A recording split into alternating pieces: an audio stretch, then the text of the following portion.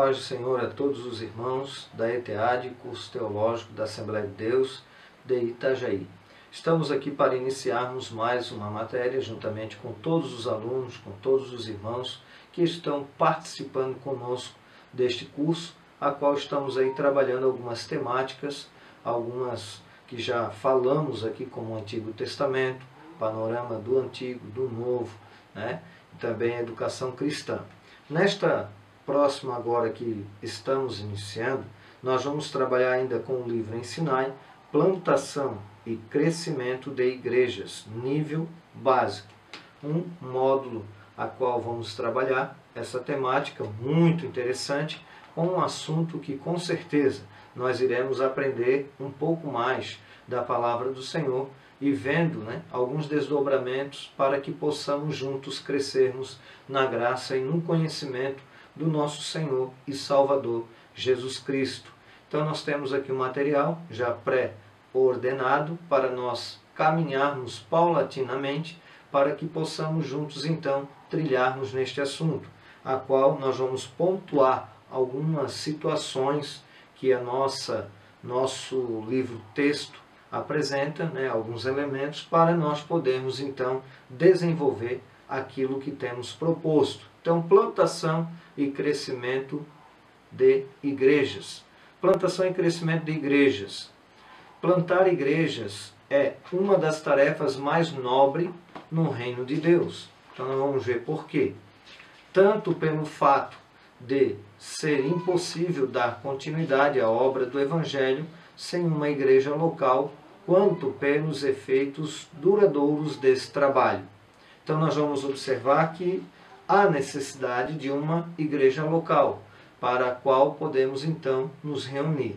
Eu gosto muito do texto, a qual a Epístola aos Hebreus, no capítulo 10, versículo 25, ele nos chama a atenção. Lógico que aqui eu vou deslocar um pouco aquilo que está no assunto de Hebreus, que era perseguição dos judeus, porque Hebreus nós podemos ver, como até vimos lá na matéria sobre panorama do Antigo Testamento, que é um dos nomes dado ao povo de Deus, e ele trabalha um período específico, que seria o período, na verdade, patriarcal, mostrando ali, através de Abraão em diante, eram chamados de hebreus, pegando aí o período patriarcal.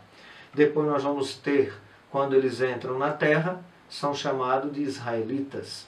Depois das divisões das tribos, e as tribos do norte, em 721, 22, serem levadas em cativeiro, ficando apenas a tribo de Judá, na parte sul, onde era centralizada toda a questão religiosa, vão ser chamados de judeus. E lógico que a epístola aos Hebreus está se referindo então aos judeus, porque é sinônimo do povo do Antigo Pacto, mostrando uma situação a qual eles estavam recebendo perseguição em Roma. E a palavra que nos diz o seguinte: não deixemos de congregar-nos, como é costume de alguns, antes façamos admoestações, e tanto mais quanto vedes que o dia se aproxima. Quando nós observamos a palavra congregar, nós vamos observar que é a palavra epsunagogue no grego, que vai trabalhar a ideia de reunião cristã, uma assembleia de cristãos. Então vai trabalhar a ideia de um lugar para se poder congregar, comungar a mesma fé, ter a koinonia, a mesma comunhão, mesmo propósito. Ainda que podemos ter todos, cada uma forma de pensar, mas ter comunhão. Não é todos talvez pensar igualzinho, mas sim ter o mesmo propósito. Com isso, nós vamos ver também que há essa necessidade. E aí o escritor aos Hebreus pega emprestado aqui para a nossa pequena introdução, justamente para pautar essa questão, esse ensinamento da necessidade de ter uma congregação, uma igreja local. Efeitos duradouros desse trabalho. Os motivos para plantar igrejas em territórios onde elas ainda não existam são óbvios, mas há também razões para plantá-las em lugares já assistidos por outras igrejas locais, como despertar igrejas acomodadas e alcançar segmentos que as igrejas da área não conseguiram conquistar. Então, quer dizer, a priori, nós estamos aqui na introdução ainda e, logicamente, vai ser pontuado esses assuntos, né? De abrir igreja onde não existe. Lógico, isso seria, assim, o ponto principal do evangelismo, que é levar o evangelho a toda criatura, que é pregar o evangelho aonde ainda não foi lançado nenhum fundamento. É lógico que seria o ideal, mas também nós podemos ver que o próprio livro-texto vai nos dizer, e nós iremos aqui pontuar esses elementos, aonde nós vamos observar, por exemplo, que há necessidade também de ter igrejas ou abrir uma nova igreja em lugares já com igrejas locais existentes. E aí nós vamos ver que algumas são acomodadas, né? E também muitas outras não alcançaram as pessoas que poderiam ter alcançado. E o que aquela não alcança, talvez aquela que iniciou alcançará. Então, vai trabalhar alguns elementos dentro dessa perspectiva e com certeza vai nos dar uma visão um pouco mais ampla daquilo a qual nós necessitamos e precisamos para podermos, né, desenvolver este assunto que é tão pertinente aos nossos dias, de forma que bem atual, né, como é os nossos dias. A tarefa de plantar igrejas começa com a direção de Deus, um ponto extremamente importante. Nós podemos ver isso lá em Atos 16, com o próprio apóstolo Paulo, quando ele estava indo para uma região e o Espírito do Senhor, o Espírito Santo, o impediu. E depois ele tem uma visão, a qual um homem da Macedônia diz: Paulo, passa a Macedônia. Então podemos observar que o próprio Deus, o próprio Espírito Santo, direcionou o apóstolo Paulo para uma outra região. Da mesma forma, aquele que vai abrir uma igreja, ou aquele que vai fazer a implantação de uma nova igreja, ele precisa primordialmente ter a direção, e por que também não dizer e manter a direção de Deus para este propósito, pela qual se determina o local de atuação do novo trabalho e se define o público que a igreja pretende alcançar. Então, dando continuidade aqui à próxima lâmina, razões para a plantação de igrejas. Algumas questões nós já mencionamos, mas vamos ver aqui. Há vários motivos para a plantação de igreja, seja em território novo, como aqui já mencionamos, seja em um lugar onde já existam outras igrejas. Uma série de razões recomendam a utilização desse método. De todas as razões, porém, duas encerram qualquer discussão. Em primeiro lugar, esse era o método dos cristãos primitivos. Olha a importância de nós darmos continuidade àquilo a qual os irmãos, a igreja primitiva, ela deu partida, deu início, que multiplicavam igrejas pelo mundo conhecido da época. Em segundo lugar, ministérios e denominações dos dias de hoje comprovam, sem nenhuma margem de dúvida, a plantação de igrejas é o melhor método conhecido de evangelização. Poderíamos aqui então, em rápidas palavras, fazer uma pequena definição, que implantar, ou melhor, plantar igrejas, ou implantar igrejas, né, abrir igrejas em territórios, tanto, na verdade, que não conhecem o Evangelho, quanto que já existam algumas igrejas que propagam ali da sua forma também o Evangelho, nós vamos observar então que esse método também é importantíssimo, porque nós iremos dar continuidade àquilo que é o reino de Deus, a palavra de Deus sendo propagada, multiplicada, como o próprio Jesus falou. E aqui, outrora, já mencionamos em outras disciplinas, em outras matérias, que, por exemplo, quando observamos, né, o próprio Jesus falando lá em Mateus capítulo 28, versículo 18, quando ele ressuscitou, todo o poder foi-me dado nos céus e na terra, no versículo 19, ide, fazei discípulos de todas as nações, batizando-as em nome do Pai, do Filho e do Espírito Santo, ensinando-as a guardar todas as coisas que vos tenho ordenado. E eis que estou convosco todos os dias, até a consumação dos séculos.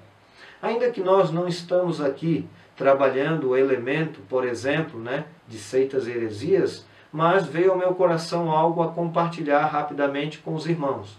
Por que há necessidade, muitas vezes, de abrir igreja onde já existam outras? Por exemplo, nós podemos observar que só no texto que eu mencionei agora aos irmãos de Mateus, capítulo 28, versículo 18 ao 20, aonde está falando da grande comissão do nosso Senhor e Salvador Jesus Cristo, nós já podemos tirar aqui um grande ensinamento do porquê também abrir ou implantar uma nova igreja. Por quê? A termos a plantação de uma nova igreja. Por quê? Veja bem, em nome, para pregar o Evangelho, fazer discípulos de todas as nações, batizando em nome do Pai, do Filho e do Espírito Santo. Tem uma ramificação no cristianismo que prega o unicismo. E aqui eu não vou mencionar nomes, mas é um erro doutrinário teológico. Então, se tiver só essa igreja em uma região, há a necessidade extrema de plantar uma igreja que prega a palavra como ela é. Por quê? Porque o próprio Jesus falou que a ele em nome do Pai, batizando em nome do Pai, do Filho e do Espírito Santo. Alguém pode dizer, como eu já argumentei e fui contra-argumentado por alguém desta denominação. Mas nome do Pai, Pai não é nome, nome do Filho, Filho não é nome, do Espírito, Espírito não é nome.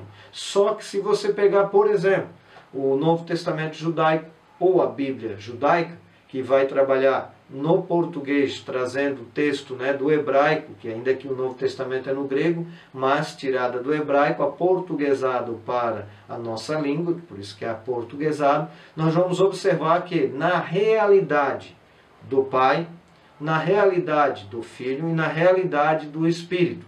E na mesma tradução David Stern, que vai trabalhar tanto o Novo Testamento quanto a Bíblia judaica completa, vai trabalhar na outra tradução dele, na verdade do Pai, na verdade do Filho e na verdade do Espírito. O que isso quer dizer? Jeremias 10:10 fala que o Pai é a verdade. João 14:6 diz que Jesus é a verdade. João 17:17 fala que a palavra é a verdade. E a Bíblia fala em João 14:16, 17, que o Espírito Santo é o Espírito da verdade. Mostrando que a realidade da Trindade, ainda que a palavra Trindade, um termo teológico, que não está inserido no texto bíblico, mas que apresenta de forma teológica o que está exposto nas Escrituras. Então, olha como que fica a necessidade de se pregar o Evangelho na sua totalidade em território que alguém já pregou, que, por exemplo, que tem às vezes uma visão unicista, já havia então a necessidade, logicamente, de se pregar o Evangelho na sua totalidade.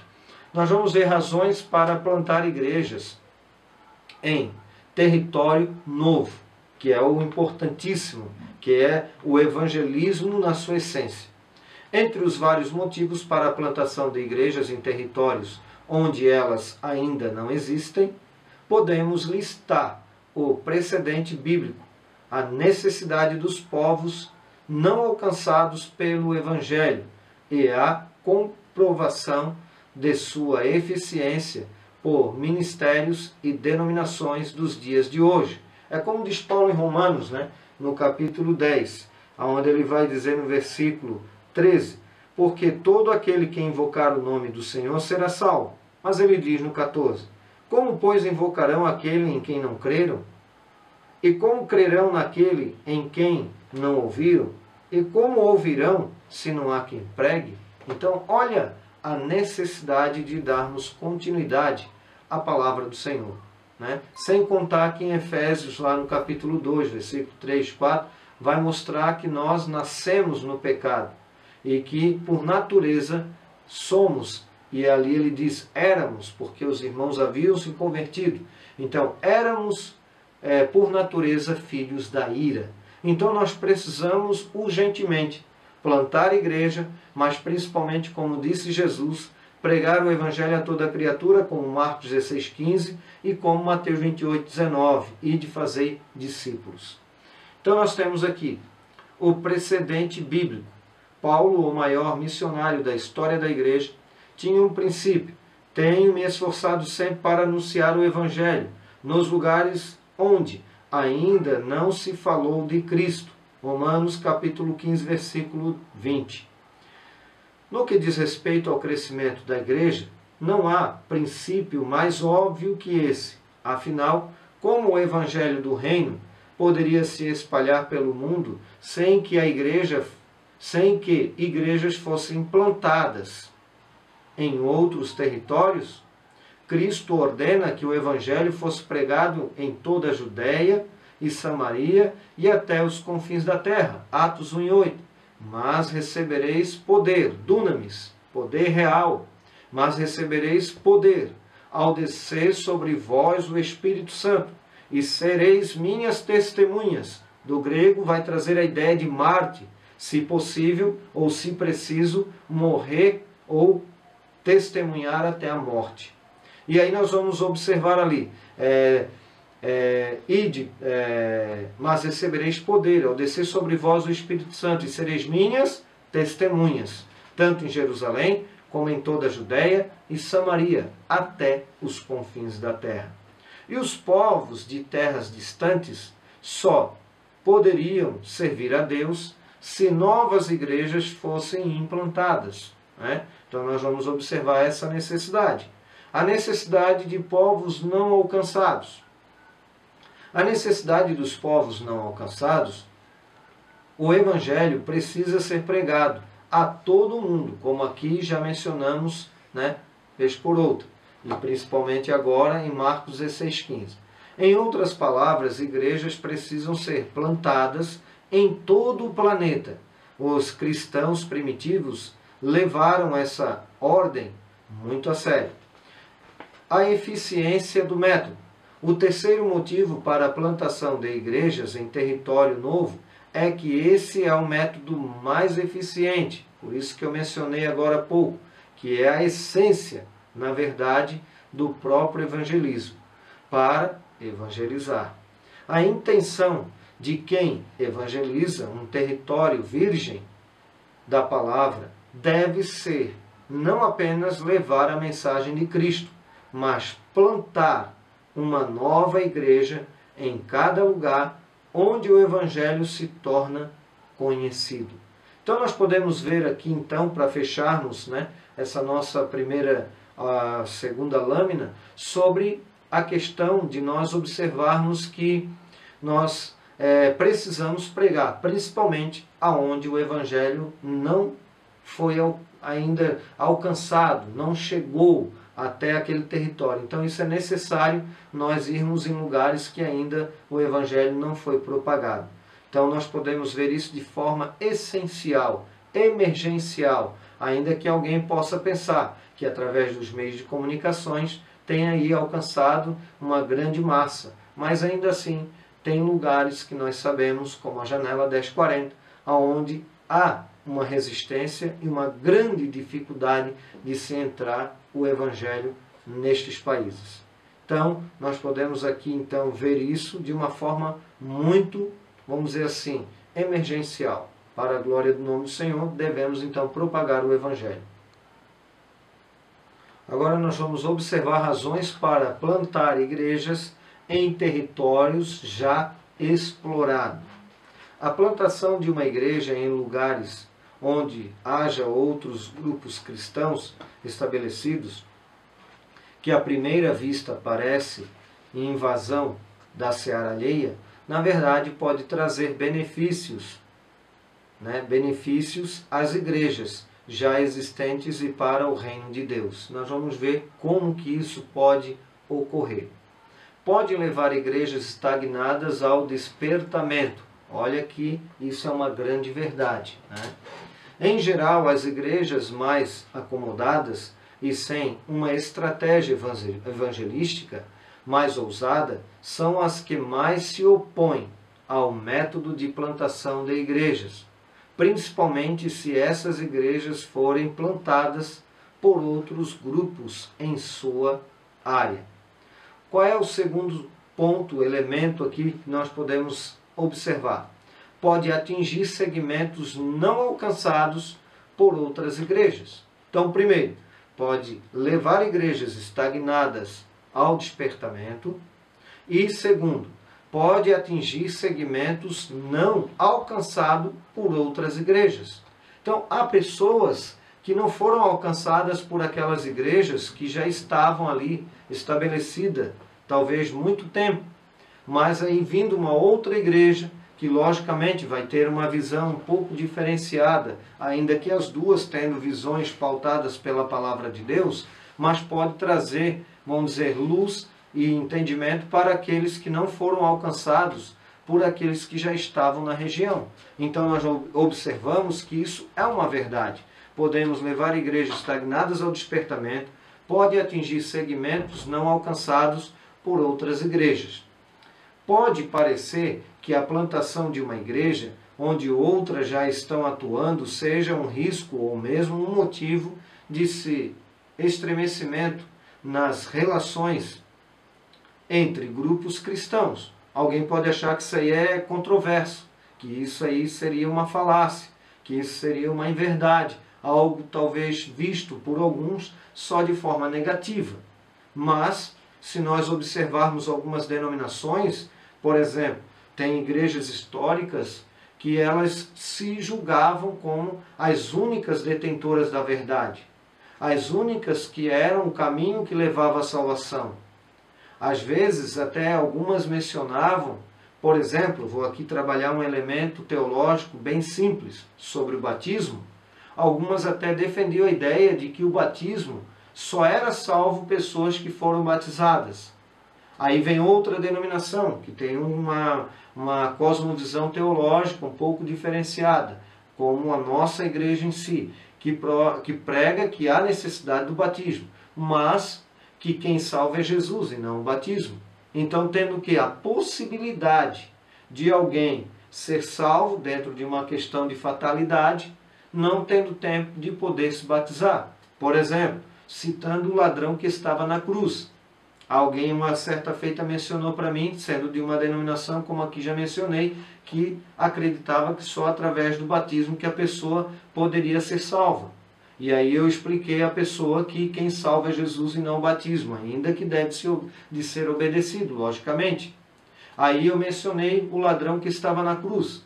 E aí alguém disse assim, essa pessoa, mas Jesus estava lá.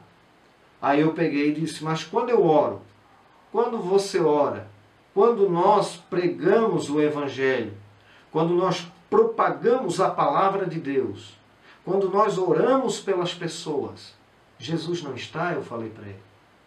Porque se Jesus não estiver, quando eu estiver orando, quando eu estiver pregando, quando eu estiver dando aula que aqui sinto a presença de Deus ao transmitir, eu então, se eu não tiver Jesus, e se eu não tiver crendo que Ele está me usando, me direcionando pela sua palavra, pelo seu Espírito, e orar pela pessoa, e a pessoa ou ser curada, ou Deus direcioná-la, ou Deus iluminá-la, ou Deus salvá-la, que seja, então eu largo o que eu faço. Eu deixo de crer.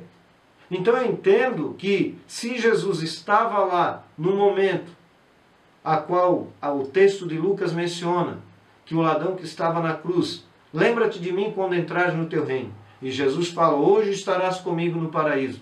Se eu não crer nisso, que quando eu oro por uma pessoa que está ali partindo, e eu orar por ela, e ela entregar sua vida, professar sua fé, entregar-se, arrepender dos seus pecados, eu creio que ela é salva também. Então nós temos que crer nisso, porque é a palavra de Deus. E aí nós vamos observar então aqui duas cosmovisões de igrejas que são históricas, tanto uma quanto a outra. E eu não estou aqui fazendo um desmérito dessa denominação, até porque não estou nem mencionando o nome, mas apenas para que os irmãos possam se pautar, como aqui já mencionei também outrora. Não estou aqui pregando, trazendo, vamos dizer, a matéria seitas heresias, não é?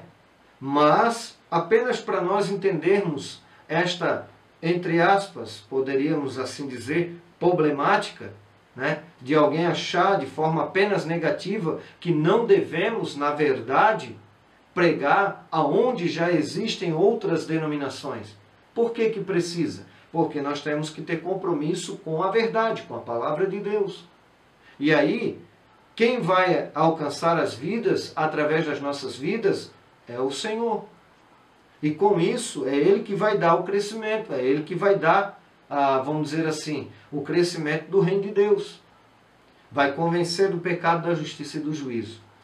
E aqui diz assim, isso de fato pode acontecer se a nova igreja não tiver nada a acrescentar. Entretanto, plantar uma igreja em área já explorada pode ser um empreendimento produtivo. Por isso que aqui já mencionei esta questão da problemática do pensamento de A e de B. Justamente para mostrar que há como ser produtivo, né? Então vamos aqui dar continuidade. Outras razões para a plantação de igrejas. Peter Wagner identifica outras 6 razões, que ele denomina empíricas para a plantação de igrejas. Novas igrejas são um ponto-chave para o evangelismo. Segundo, novas igrejas crescem mais que as antigas. Claro que isso também não é 100%, né? Mas é uma, vamos dizer assim, dentro de uma questão de pesquisa, acaba tendo uma probabilidade bem maior. Novas igrejas oferecem opções aos que não têm igrejas. Novas igrejas, em geral, são necessárias.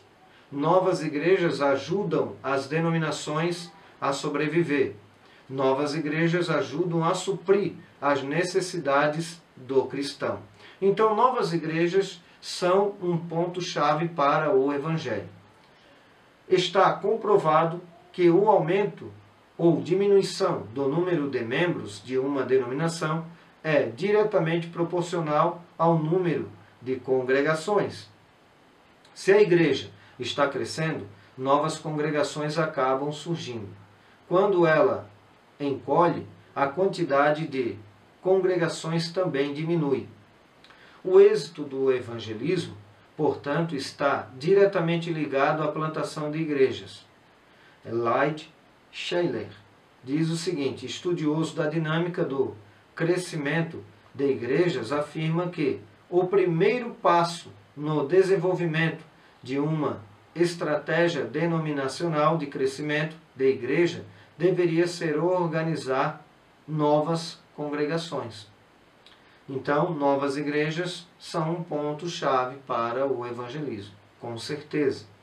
Novas igrejas crescem mais que as antigas. Então, nós vamos ver. Peter Wagner declara, há um potencial de crescimento embutido em novas igrejas, que não existe mais em igrejas antigas. Por isso que eu menciono. Eu particularmente congrego numa igreja centenária, mas eu não fico estagnado, achando que eu já sei tudo, eu achando que eu não preciso me reciclar. Não, compro livros todo mês, procuro, né, logicamente, sempre estar lendo a palavra de Deus, estudando, buscando, né, aprender mais para poder se reciclar. Porque se eu achar que eu já alcancei o nível máximo, como diz o livro da Etade, ele, na teologia prática, a qual estudei, diz o seguinte, quando nós achamos que chegamos no topo, a nossa tendência é diminuir.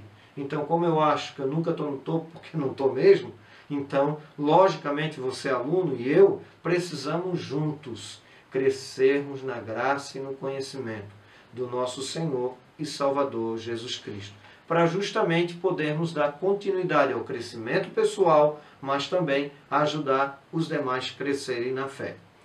Isto não quer dizer que as igrejas antigas não podem mais crescer, como aqui estou mencionando. Elas geralmente crescem.